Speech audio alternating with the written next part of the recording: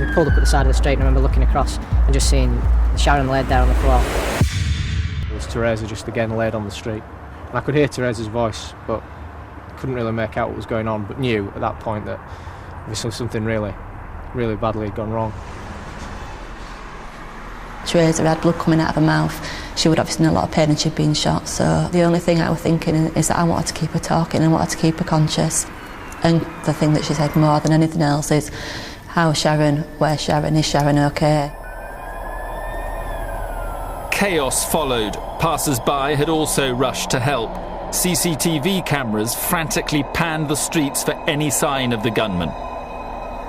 At the travel agents, officers tried desperately to give first aid to their colleagues. I went up to see how Sharon was doing, and by that time there was 2 officers already with her. And we'd sort of uncovered and found where the gunshot wound was. There was no blood at all, there was just a small hole in the top of her chest. I could see that Sharon were being resuscitated at this point on the road, and I didn't want Teresa to realise how bad that situation was. Another officer had come to join us, and I moved his body to block any view so that Teresa couldn't see what was going on with Sharon. As Sharon and Teresa were rushed to hospital across the city, Paul and the family were still waiting for Sharon to come home.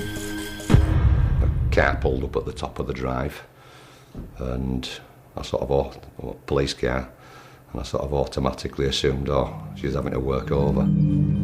So then police officer came down drive, and, the conversation will then, can I have a word with you in private? There's been an incident and you're going to have to come with me. He was driven straight to accident and emergency. All Paul knew was that his wife had been seriously injured on a call. I mean, everything was chaotic. There were sort of armed police there were police cars everywhere. And you were just thinking, well, what's sort of going on? Minutes ticked by. Paul waited anxiously for news. Doctor came in and says, he more or less then told me that she'd sort of been shot and she'd passed away.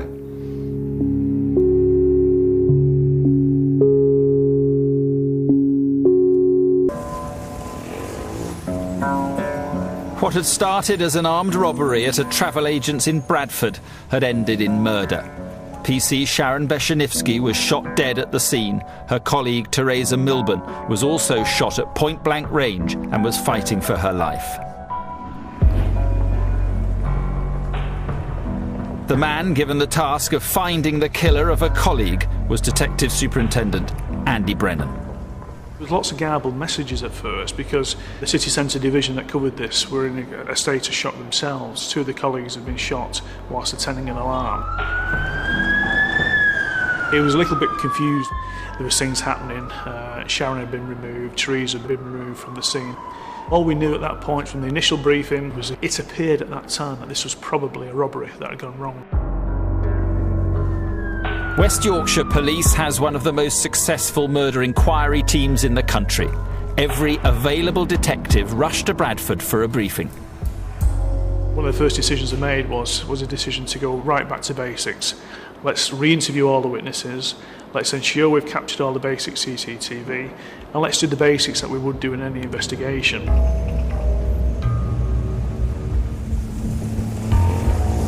The first lead came within an hour of the shooting. Witnesses had seen 3 men, an Asian and 2 black men, leave the travel agents and escape in a silver 4x4 car. This sighting was vital. Bradford was the first city in the UK to install Big Fish, a ring of CCTV cameras around the city that record every vehicle entering and leaving, as many as 100,000 images a day. On this screen here we have a map of Bradford. But not only is it a map of Bradford, it also contains every camera location that we have within the city. So for this instance, I've obviously seen the vehicle is on Marley Street. Now I'm looking to see where it's left. All the cameras in between these places were checked. Unfortunately, we didn't locate the vehicle. However, we did see the car. coming out of Ransdale Road, and indeed it turned right onto Manchester Road. We were then able to check the cameras that we have located further up this road, and we were fortunate enough to see this silver 4x4 vehicle. Now detectives had CCTV of the route the killer's car took leaving the city and could identify it as a silver Toyota RAV4, but they couldn't read the number plate or see who was inside. During the midst of our investigation, the information was filtering through. A member of the public had given the partial registration plate, which then alters our inquiry somewhat. Even a part number was crucial. Bradford's Big Fish CCTV system included automatic number plate recognition cameras. All vehicles entering the city have their registrations recorded. The team entered the partial number plate into the database, but would it come up with a match? Obviously we had no timescale as to when the vehicle actually entered into the city. It could have been the same day, it could have been days before, we obviously had no idea. The computer trawled through thousands of number plates. After dozens of false matches, they had a hit. Here, the 4x4 is recorded coming into the city with its full number plate, WP05YTT, clearly visible. It's just 30 minutes before the shooting. Now detectives had to trace its owner. We realised quite quickly that it was a hire vehicle from Heathrow Airport. That vehicle and another one had been hired by the same people, so it was critical on the Friday evening, the Friday night, that we had detectives in the London area looking at who'd hired them vehicles and what type of people they were.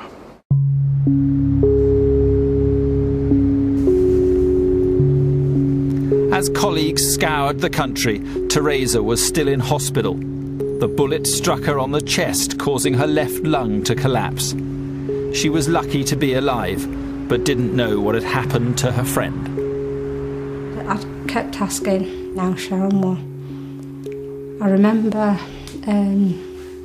Jez Barrett as inspector. I says, how Sharon? And I remember him saying, she's not good. I can't actually remember anyone telling me that Sharon were dead.